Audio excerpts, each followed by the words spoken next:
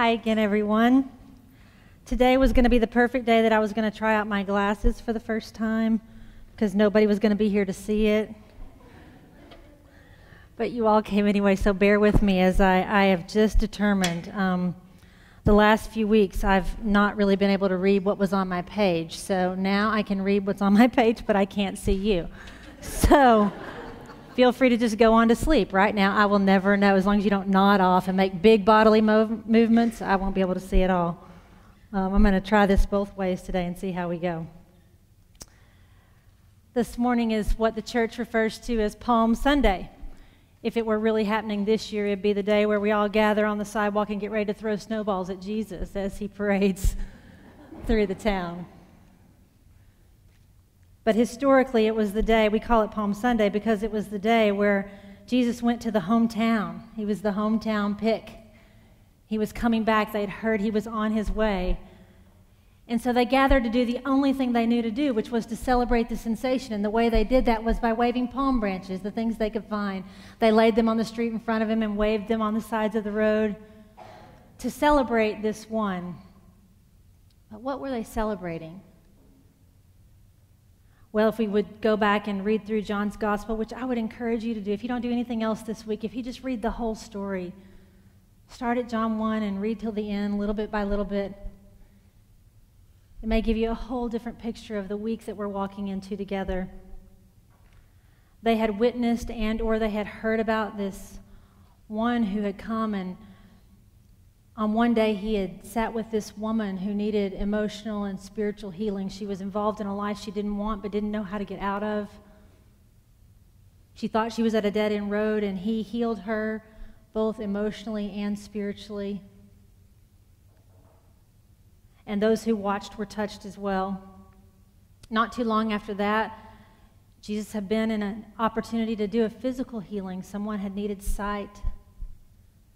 And Jesus literally had been able to heal the man while tons of people watched on. Now, I would just invite you to imagine the stories that began to circulate.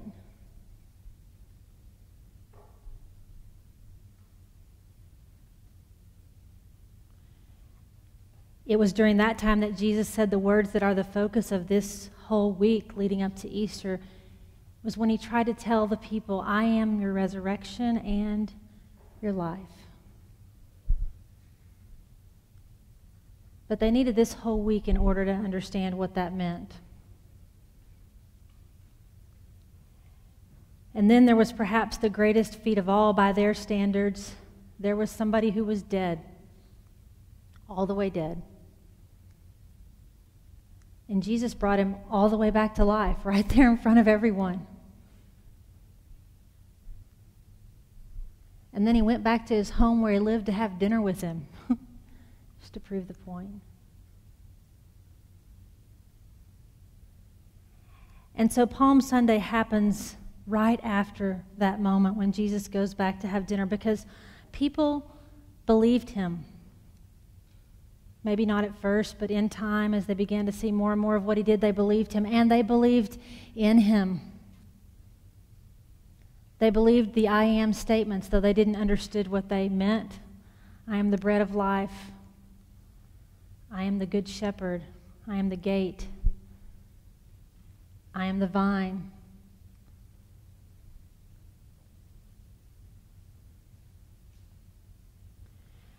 And when all that began to happen, it upset the status quo. When people began to believe in who he was, it upset the status quo, and so there was a small group of folks who said, we can't have this. We can't have a Jesus who does this. This doesn't look like the Son of God we're planning on. And so they plotted to kill him. And there's a quote right before the passage that we're going to read today where one of those plotting says, it would be better for one man to be killed than for a whole nation, for the whole status quo to be destroyed. We can't let that happen. So let's just get rid of the one who's saying what may be true.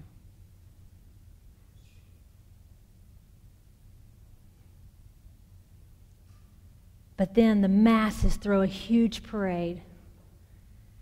And they gather outside with excitement And in belief, this is the moment where Jesus has gone viral. So we're going to read that moment together this morning. Then I have some questions to ask us about what we do with this sensation. We're going to read from John chapter 12, verses 12 through 19 together this morning. The next day, the great crowd that had come for the festival heard that Jesus was coming to Jerusalem, and they took palm branches and went out to meet him. And they shouted, "Hosanna! Blessing on the one who comes in the name of the Lord. Blessings on the King of Israel." Jesus found a young donkey and sat on it, just as it is written, "Don't be afraid, daughter Zion.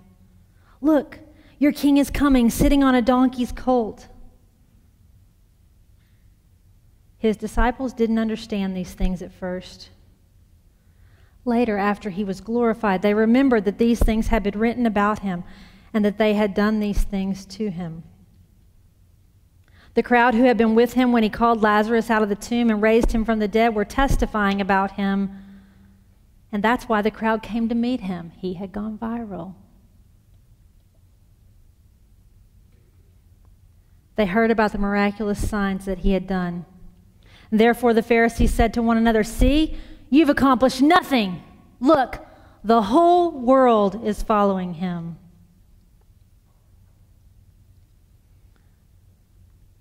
I'd like to ask you to think for a moment this morning about what it is that was sensational about Jesus. What stories were they probably circulating? What was this sensation like? If you had seen this happen, what would the sensation have been? That's our first question together this morning. I'd like for you to try to go back and live in those moments and ask yourself, what was it that was so sensational about Jesus? Actually, what I'm asking you is, what was in it for them? What do you think was in it for them? Sometimes at Edges, we gather with groups of 4 or 5 folks. There are more than 4 or 5 here to do that this morning. That's great. So if you'll find 4 or 5 or 6 folks, get together and ask yourselves this first question. We'll come back and talk about it together in a few. Go ahead.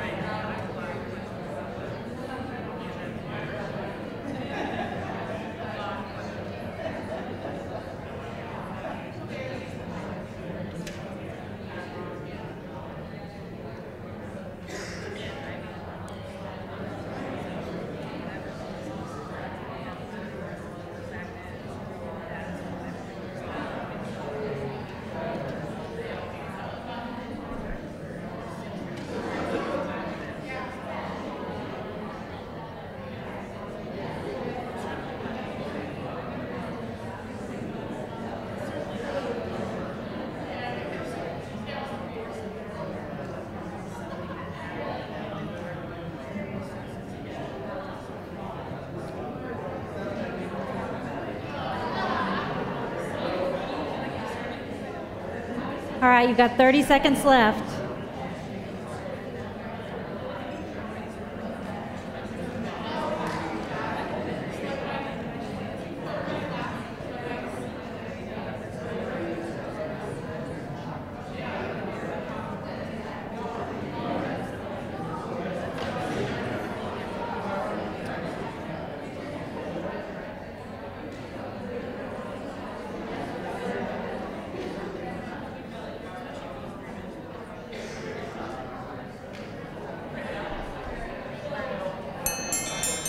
All right. Okay, stay where you are because you're going to go back to your group again in a second. That was just the entry question. All right, what was sensational about Jesus when you think about, sensations, one-hit wonders, and people who aren't one-hit wonders? What is it that makes them sensational? What was sensational about Jesus? How had they sensationalized him, or what was in it for them? How did you answer that question? And just a little soundbite in your groups. Radical hope. He represented radical hope. Okay?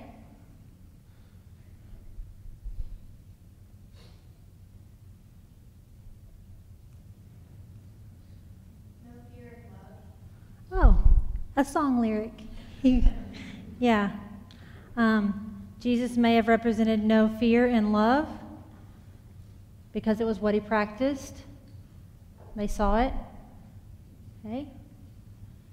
He obviously had power over death, over the weather. I think in a way that might be terrifying, but he was obviously very powerful, so people would have wanted to know about that. Yeah. He obviously had a power that could have been terrifying, and people wanted to know more.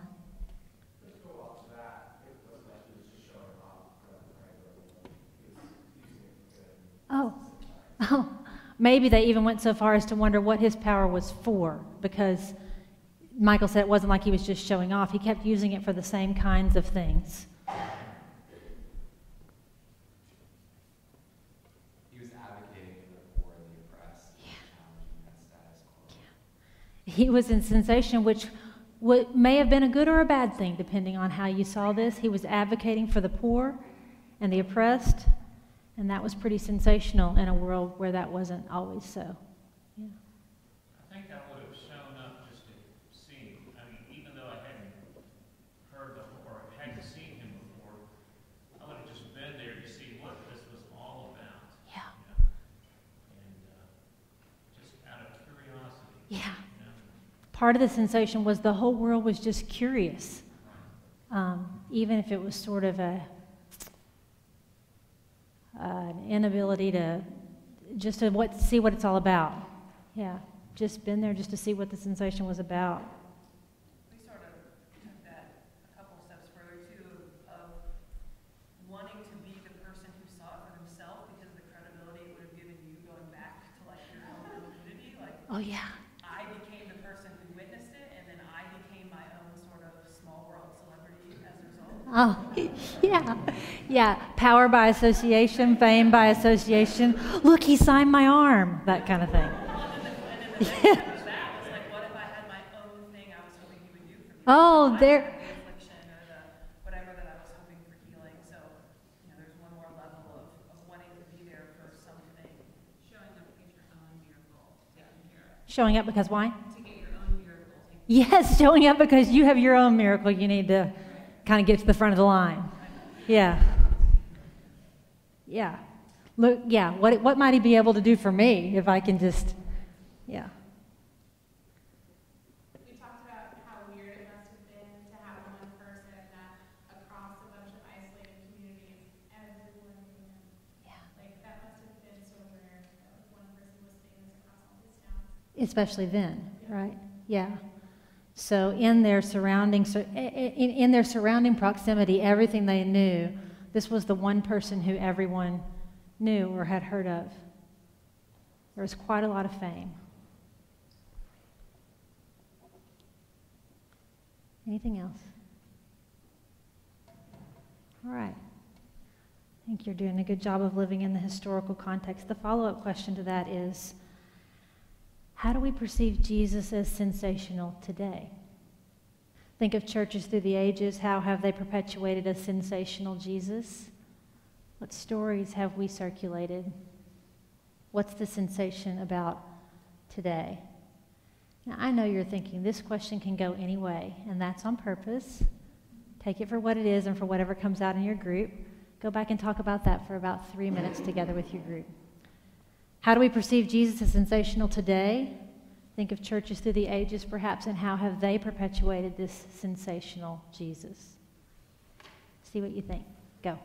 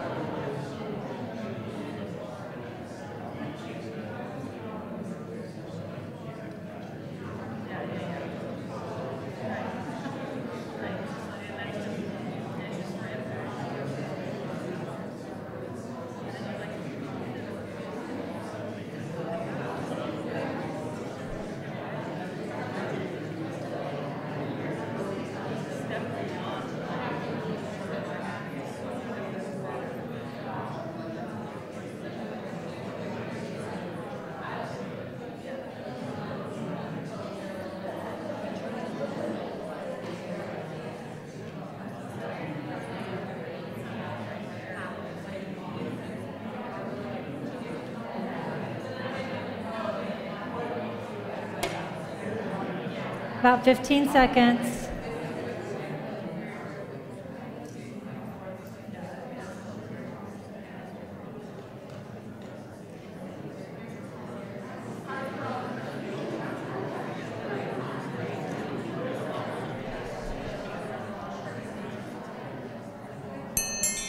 Okay. That's it. You guys are getting... All right, so move to today. What's the sensation about today? What are some of the things that you heard in your group? Sound bites. So we have one more question after this one. How do we perceive Jesus as sensational today? What did you hear in your groups? I think we've gone over. What do you mean? You know, like, it's more than sensational. Our churches have taken it way beyond what Jesus really ever wanted and coveted different things that maybe are not really special to Jesus. So it's gone way far beyond what his original message was. So Joe said maybe we've taken it way beyond what Jesus ever intended. Maybe we've added in so many things that Jesus never meant to focus on or to be the shape of who we are or to be as important as we've made them to be. What else?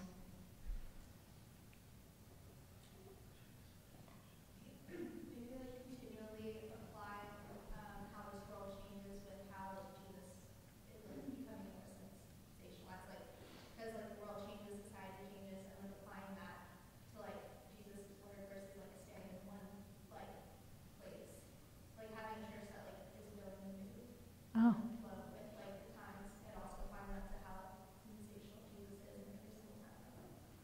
Okay, so a church that's willing to move and change with the times and a Jesus who's able to meet that, is that what you're saying? Yeah. Finding a Jesus sensational enough to meet a church that's been in different places over the centuries. And what is that really about? Okay? We talked about sort of the Jesus as an icon versus Jesus as a person, a human, that you can be in relationship with versus sort of like a figurehead that we sort of ascribe things to, that Jesus as a person in and of himself was sensational enough, but for some reason we seem to have thought that wasn't enough, and we've created this iconic Jesus that maybe isn't even Real? Yeah, real, or even a representative of who he really was.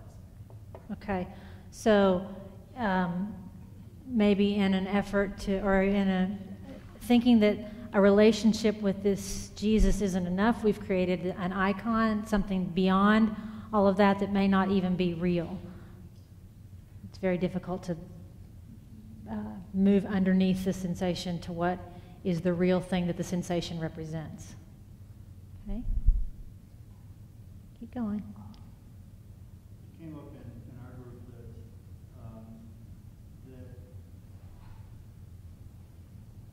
to perceive Jesus can motivate people to do extraordinary things, to help in times of crisis and calamity, and that so in a positive, more of a positive sense, that the sensation of Jesus within us can drive positive action. Yeah, so the sensation that Jesus is today is that many people have experienced motivation and help to do extraordinary things or hard things or things that no human ought to be able to do, and that carries, that story carries. Yeah, so that's part of the sensation too, is still the story the same as it was in the text today. They all came because people told them their stories. When they learned the stories, they came to see the sensation that they had heard about, right? So that's still, part of the sensation is still the real story. This is still the true story of people. Anything else? He continues to meet us where we are. Okay. What do you mean? Well, a lot's changed since he was. Actually, from the original Palm Sunday. But the dark snows the palms, but he meets us where we are. Yeah. We're going to end on that, Deb, because that's a beautiful segue to the... Deb said that the Jesus continues to meet us where we are, that a whole lot has changed in all the thousands of years since that moment, and that the sensation is that Jesus continues to meet us where we are. A question I have for you this morning, when you think about the sensational historical Jesus and what you may have heard or read or even experienced, and when you think about the Jesus today, the one you know or hear about or are learning about, why is it important to get beyond the sensation? It's a question for you to think about silently.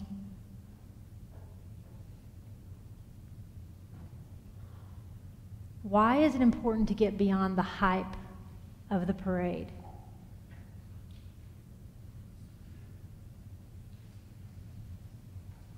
Why is it important in your actual living to move beyond a far-off glance? Because this is the week where Christ invites us to get beyond the parade, where Christ invites us to share the holiest moment with close friends. It's the moment where Jesus invites us to go all the way with him on Friday.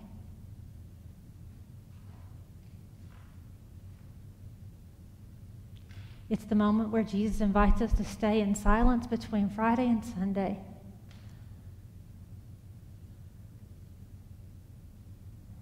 To know huge spaces of grief. And to trust and then experience that it all will lead to what is real, which is life and love that win. We've been studying these statements together, these I am statements, and here's why. Because Jesus did not say, here's what I can do. And when they met at the parade, the sensation was mostly about what can he do? Did you hear what he can do? Did you hear what he can do? He gave a woman her life back. He gave a man his life back. Did you hear what he can do? Did you know how many people are upset? Did you? And in all the doing, what Jesus meant to say was, I am here.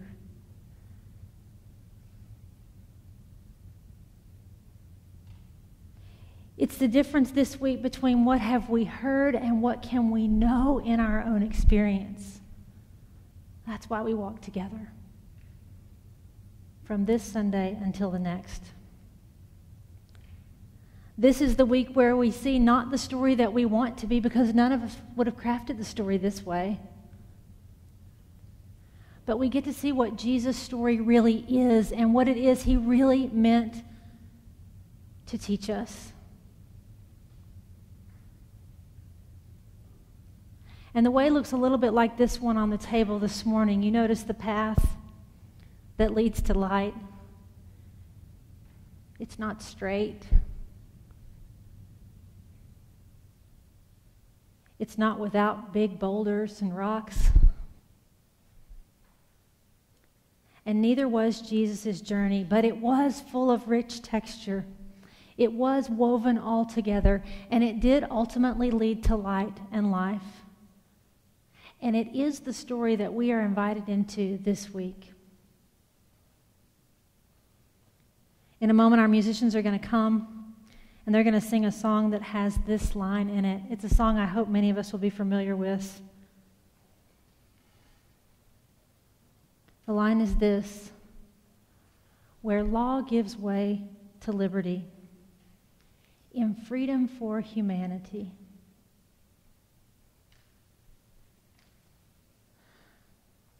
To move beyond the sensation is to move to the place where law, what we think we know, what we have heard, what we have been told,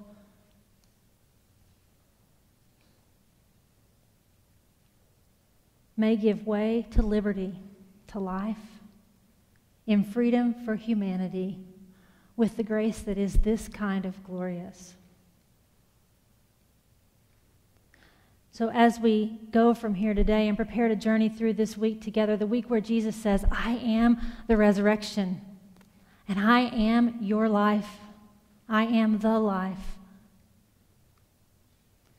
Would you ponder what it really is to go beyond the parade this week, to Holy Thursday, to Good Friday, and to Easter Sunday together as the community that is Christ's? Amen.